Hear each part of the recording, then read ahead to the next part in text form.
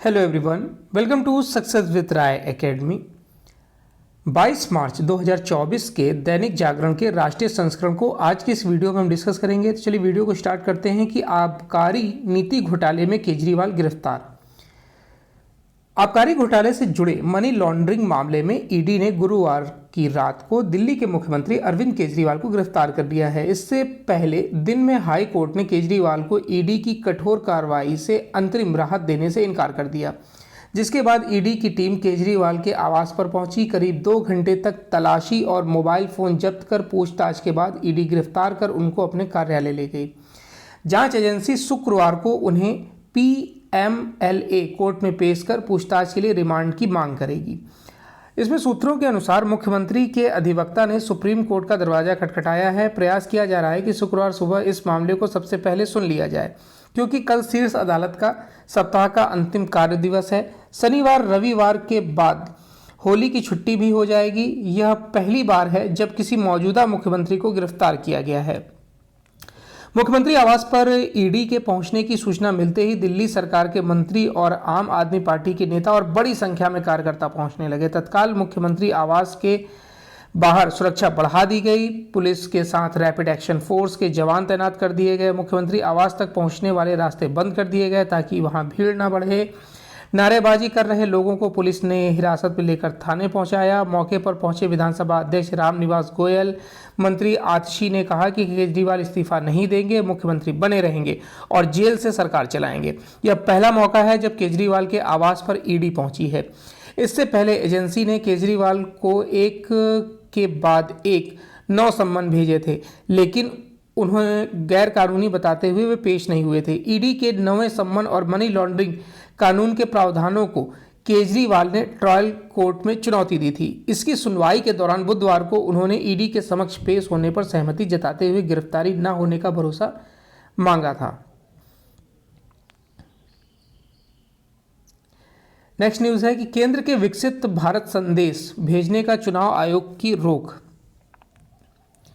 आदर्श चुनाव संहिता के उल्लंघन पर लगातार तेवर दिखा रहे चुनाव आयोग ने गुरुवार को विकसित भारत नाम से लाखों लोगों को मोबाइल फोन पर भेजे जा रहे व्हाट्सएप संदेशों को लेकर बड़ी कार्रवाई की है। आयोग ने ऐसे संदेशों को भेजने पर तुरंत रोक लगाने के निर्देश दिए हैं। साथ ही इलेक्ट्रॉनिक्स व आईटी मंत्रालय से इसके अमल पर रिपोर्ट पेश करने को कहा है। आयोग ने यह कार्रवाई कांग्रेस और तृणमूल कांग्रेस की शिकायतों के बाद की है। इसमें केंद्र सरकार की ओर से 10 साल की उपलब्धियों को लेकर भेजे जा रहे इन व्हाट्सएप संदेशों को आदर्श चुनाव आचार संहिता का उल्लंघन बताया है। आयोग ने विकसित भारत संदेशों से जुड़ी शिकायतों के बाद आईटी मंत्रालय से सवाल जवाब किया था। इस पर मंत्रालय ने साफ किया था कि मोबाइल फोन पर यह संदेश 16 मार्च को चुनाव कार्यक्रम की घोषणा के पहले भेजे गए थे। इस पर आयोग ने अभी भी इन संदेशों के मिलने की जानकारी दी है, जिसके जवाब में मंत्रालय ने बताया कि हो सकता है कि नेटवर्क कंजेशन के चलते कुछ लोगों को अब यह संदेश मिल रहा हो।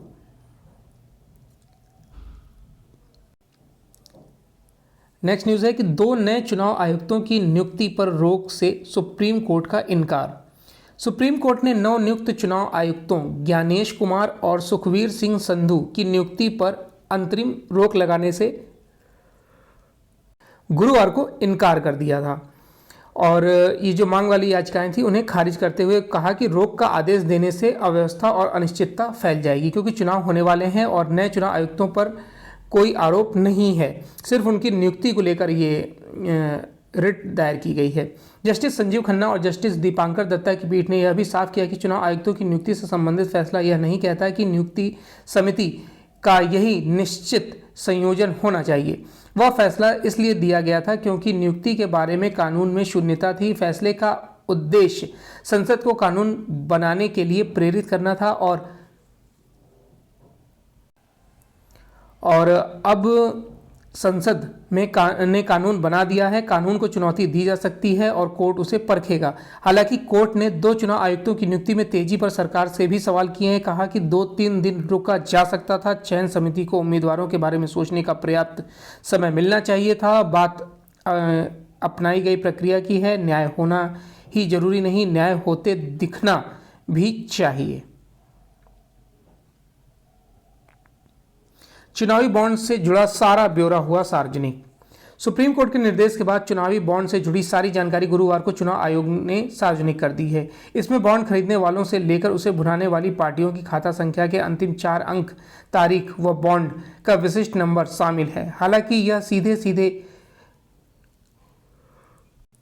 बताने के बजाय 2 अलग अलग स्टेज में जारी किया गया है। दोनों का पूरा मिलान करने के बाद इसकी पूरी जानकारी आएगी और किसने किस पार्टी को कितना चंदा दिया है। एक फाइल में बॉन्ड खरीदने से जुड़ी पूरी जानकारी है, जबकि दूसरी फाइल में बॉन्ड भुनाने की जानकारी दी गई। चुनाव आयोग को बॉन्ड से जुड़ा पूरा ब्यौरा मुहैया कराने के साथ ही एसबीआई ने सुप्रीम कोर्ट को एक हलफनामा देकर उसके निर्देश का अनुपालन किए जाने की जानकारी दी है। इसमें बॉन्ड खरीदने वाले और भुनाने वाले के बैंक खाते से जुड़ी गोपनीय जानकारी को छोड़कर सारा ब्यौरा देने की बात कही गई है। एसडीआर ने इस दौरान चुनावी बॉन्ड का जो ब्यौरा दिया है उसमें भाजपा को सबसे अधिक करीब 6,500 करोड़ चंदा मिलने की जानकारी सामने आई है।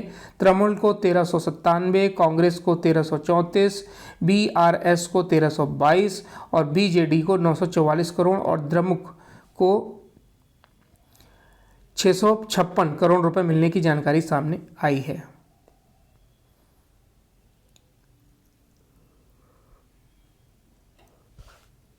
हमारे खाते फ्रीज, बैंक खाते फ्रीज, चुनाव लड़ने को पैसे नहीं हैं।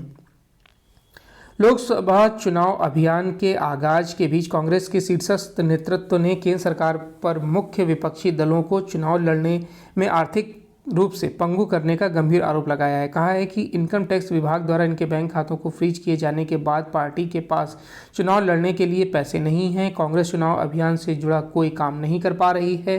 गुरुवार को कांग्रेस अध्यक्ष मल्लिकार्जुन खड़गे, कांग्रेस संसदीय दल की अध्यक्ष सोनिया गांधी और राहुल गांधी ने एक साथ पत्रकारों से बातचीत की। सोनिया गांधी ने प्रधानमंत्री नरेंद्र मोदी पर कांग्रेस को वित्तीय रूप से कमजोर करने का सुनियोजित प्रयास करने का आरोप लगाते हुए कहा कि चुनाव में समान अवसर यानी कि लेवल प्लेइंग फील्ड नहीं रह गया है। खड़गे ने कहा कि बैंक खाते फ्रीज करने से चुनावी प्रक्रिया की विश्वसनीयता पर सवाल उठाने और समझौता होने का खतरा है। उन्होंने चुनाव आयोग और सुप्रीम कोर्ट जैसे संवैधानिक संस्थाओं से पार्टी के खातों के संचालन पर लगी रोक हटवाने में दखल देने का आग्रह किया है।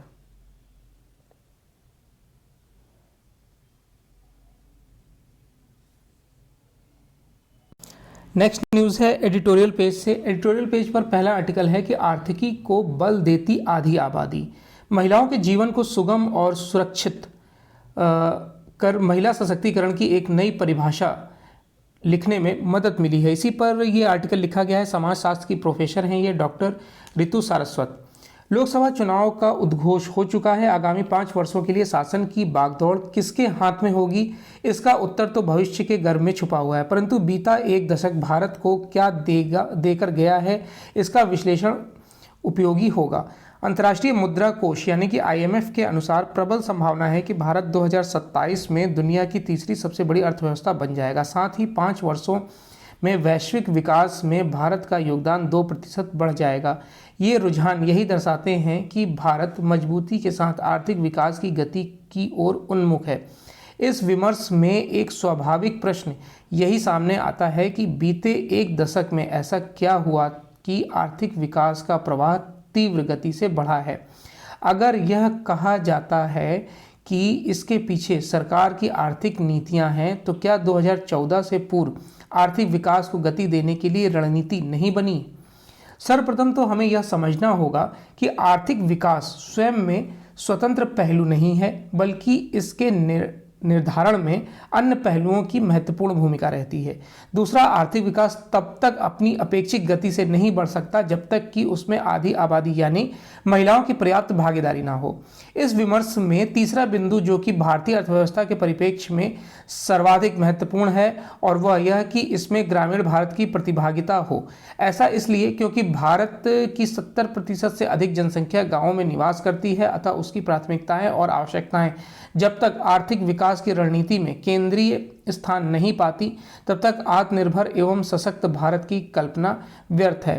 क्या आज़ादी के 6 दशकों तक ग्रामीण विकास तथा महिला कल्याण केंद्रित योजनाएं क्रियान्वित नहीं हुई हैं? कई अध्ययन भी इसकी पुष्टि करते हैं। Access to toilets and the safety conventions and self respects of women in India शीर्षक से प्रकाशित रिपोर्ट के अनुसार खुले में शौच से मुक्त ने महिलाओं के भीतर आत्मविश्वास जागृत किया है और उनका वह समय जो शौच के लिए सुरक्षित स्थानों की खोज में व्यय होता था अब बचने लगा है। गरिमा में जीवन के अध्ययन में एक नवीन पृष्ठ तब जुड़ा जब उज्ज्वला योजना क्रियान्वित हुई। इस योजना ने महिलाओं के घंटों के उस परिश्रम पर विराम लगा दिया जो आंखें और सांसों को कष्ट देने वाले ईंधन की खोज में करना पड़ता था। यह योजना जीवन रक्षक भी सिद्ध हुई। एक शोध के अनुसार विश्व भर में ईंधन के रूप में इस्तेमाल करने से निकलने वाला धुआं सालाना करीब 37 लाख लोगों की जान ले रहा था। अगस्त 2019 भी महिलाओं के गरिमामय जीवन के लिए मील का पत्थर साबित हुआ जब हर घर नल से जल योजना आरंभ हुई। शोध बताते हैं कि अनेक ग्रामीण महिलाएं पानी इकट्ठा करने के लिए एक दिन में 10 मील तक पैदल चलती थी। पानी लाने के लिए घंटों का सफर तय करना महिलाओं को आय अर्जित करने वाले व्यवसायों में संलग्न करने से सबसे बड़ी बाधा थी। लेकिन बीते 4 वर्षों में तस्वीर बदली है। योजना आरंभ होने से पूर्व ग्रामीण क्षेत्र में 16.80% घरों में नल था, जो 2024 में बढ़कर 75.18% हो गया है। स्वच्छ जल तक पहुंच में निवेश महिलाओं और लड़कियों के सशक्तिकरण में प्रत्यक्ष निवेश है। यह महिलाओं को उनके समुदाय के नेतृत्व के अवसर और प्रतिनिधित्व प्रदान करता है।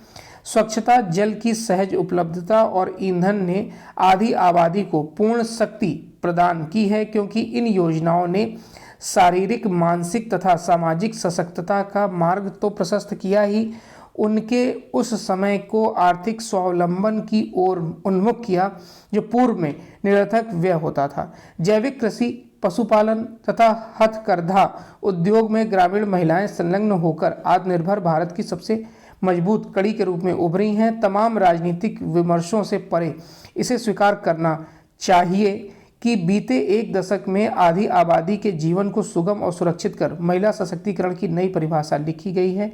इनसे अर्थव्यवस्था के सुदृढ़ीकरण के साथ महिलाओं के आत्मबल को बढ़ाने का काम किया है। नेक्स्ट आर्टिकल,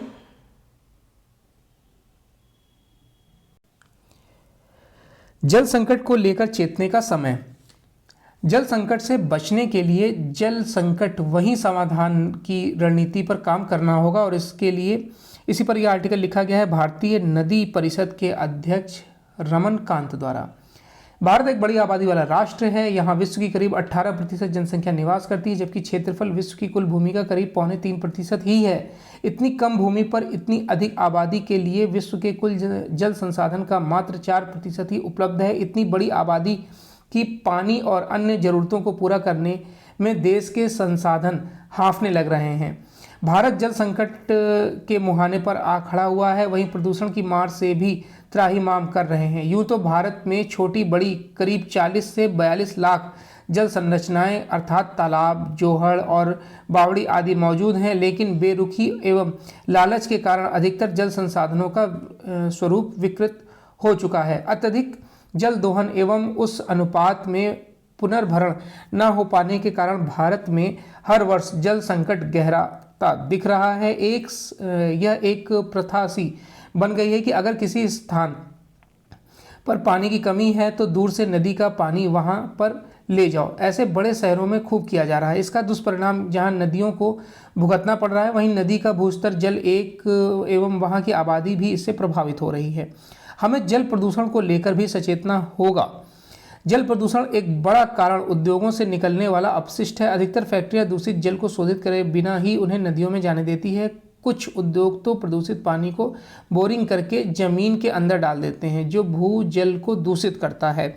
उद्योग को इसके लिए बाध्य किया जाना चाहिए कि वे अपने यहाँ उपयोग में लाए गए पानी को शोधित करके उन्हें पुनः उपयोग में लाए।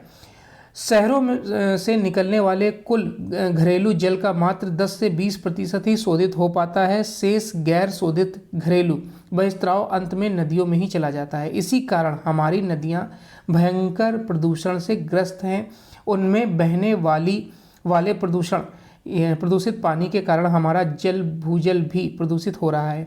इसे रोकने के लिए नगर निकायों को ऐसी व्यवस्था करनी होगी जिससे सीवेज शोधन के बाद निकलने वाले पानी को कृषि कार्यों या फिर उद्योगों में उपयोग किया जा सके। यह भी समय की मांग है कि कृषि में भूजल के उपयोग को कम करने के लिए उपाय किए जाएं। जल संकट के स्थायी समाधान के लिए हमें अपनी पुरातन पद्धतियों की ओर लौटना होगा और इस क्रम में जल संरक्षण के तौर तरीकों को पुनर्जीवित करना होगा। देश में सभी जल पुनर्भरण स्रोतों को पुनर्जीवित करने का एक कार्यक्रम बनाकर उसे समाज के सहयोग से लागू करना चाहिए। छोटे एवं बड़े शहरों में वर्षा जल संरक्षण संचयन की जमीन पर उतरने के लिए युद्ध स्तर पर कार्य करने की जरूरत है। वर्षा जल के भूजल में पहुंचने से उसका स्तर तो बढ़ेगा ही, उसके प्रदूषण में भी कमी आएगी।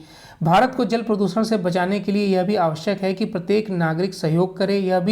यह सभी का फर्ज है कि जल संरक्षण की दिशा में अपने स्तर पर कुछ न कुछ प्रयास करें।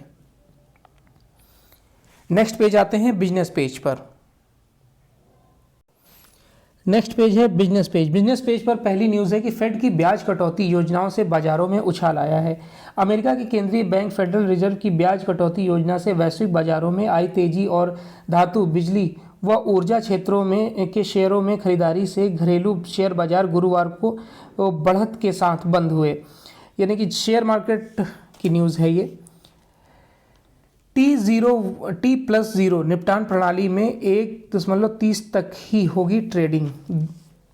कैपिटल मार्केट रेगुलेटर सेबी ने गुरुवार को वैकल्पिक आधार पर ट्रेडिंग के दिन ही निपटान से जुड़े बीटा वर्जन के संबंध में एक गाइडलाइन जारी करी है। शुरुआत में यह विकल्प 25 शेयरों तक ही सीमित रहेगा और यह सुविधा सीमित संख्या में ही ब्रोकरों के लिए उपलब्ध होगी। यह इक्विटी मार्केट में मौजूद T+1 निपटान चक्र के अतिरिक्त होगी। भारतीय प्रतिभूति और विनिमय बोर्ड ने एक परिपत्र में कहा है कि नया ढांचा 28 मार्च से लागू होगा। ऐसे शेयरों की ट्रेडिंग का समय सुबह 9:15 से दोपहर 1:30 बजे तक होगा। सेबी ने अपने बयान में कहा है कि T+1 निपटान चक्र के अलावा वैकल्पिक आधार पर T+0 निपटान चक्र के बीटा संस्करण की शुरुआत के लिए एक रूपरेखा तैयार करने का निर्णय लिया गया है। सेबी ने कहा है कि इक्विटी बाजार 25 शेयरों तक सीमित रहने के साथ ही ब्रोकरों की संख्या भी सीमित होगी। सेबी ने आगे कहा कि निपटान चक्र का समय घटने से निवेशकों की लागत में न केवल कमी आएगी बल्कि प्रतिभूति बाजार पारिस्थितिकी तंत्र में जोखिम प्रबंधन को मजबूत करेगा।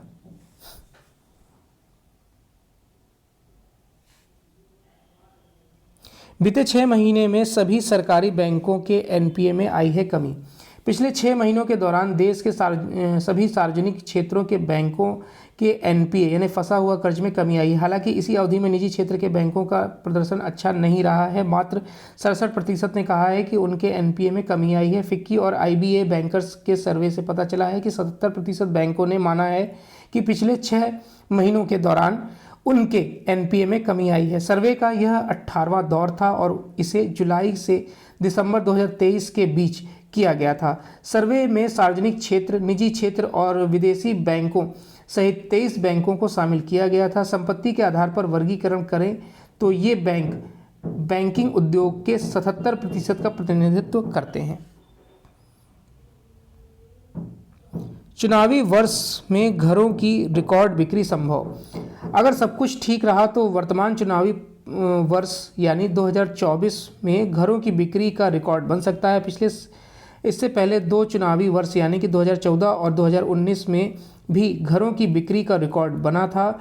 Real estate consultancy firm Anarock के अनुसार आम चुनाव और आवासीय रियल एस्टेट आपस में जुड़े हुए प्रतीत होते हैं और कम से कम पिछले 2 चुनावी वर्षों के आंकड़े तो यही कहानी कहते हैं। वर्ष 2014 में देश के 7 शहरों में घरों की बिक्री 3.45 लाख यूनिट पर पहुंच गई, जबकि इस दौरान 5.45 लाख नई यूनिट की लॉन्चिंग हुई है। 2019 के चुनावी वर्ष में एक बार फिर घरों की बिक्री 2.61 लाख यूनिट के रिकॉर्ड स्तर पर पहुंच गई है और नई लॉन्चिंग होने वाली यूनिट की संख्या 2.37 लाख यूनिट रही है।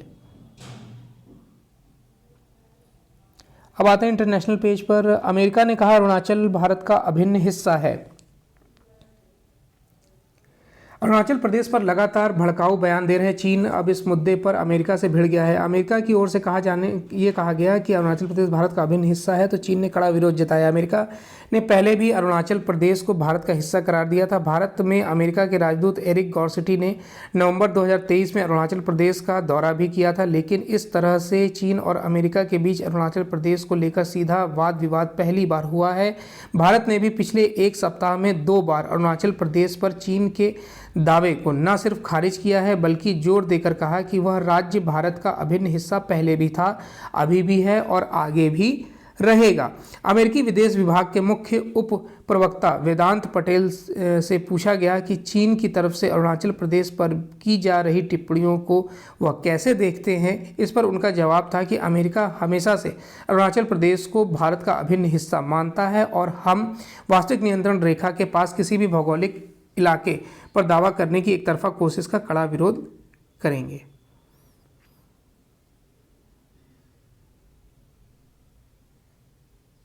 भारत के सहयोग से मालदीव का तेज गति से विकास।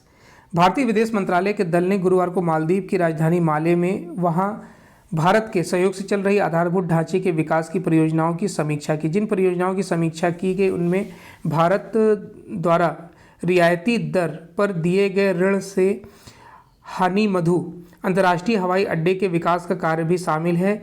ये विकास कार्य 88 भारतीय सैनिकों की मालदीव से वापसी के मालदीव सरकार के निर्णय से संबंध में आए तनाव के बीच हो रहे हैं। विदेश मंत्रालय के अधिकारियों ने बताया कि मालदीव को इन परियोजनाओं के सहयोग के लिए सहायता दोनों देशों के सहयोग को मजबूत बनाने के लिए दी गई है। इसके जरिए मालदीव की प्रशासनिक क्षमता का विकास भी होगा। उल्लेखनीय है कि भारत पिछले कई दशकों से मालदीव के विकास के लिए आर्थिक और विशेषज्ञों की सहायता दे रहा है। माले गए विदेश मंत्रालय के दल का नेतृत्व संयुक्त सचिव सुजा के मेनन कर रहे हैं।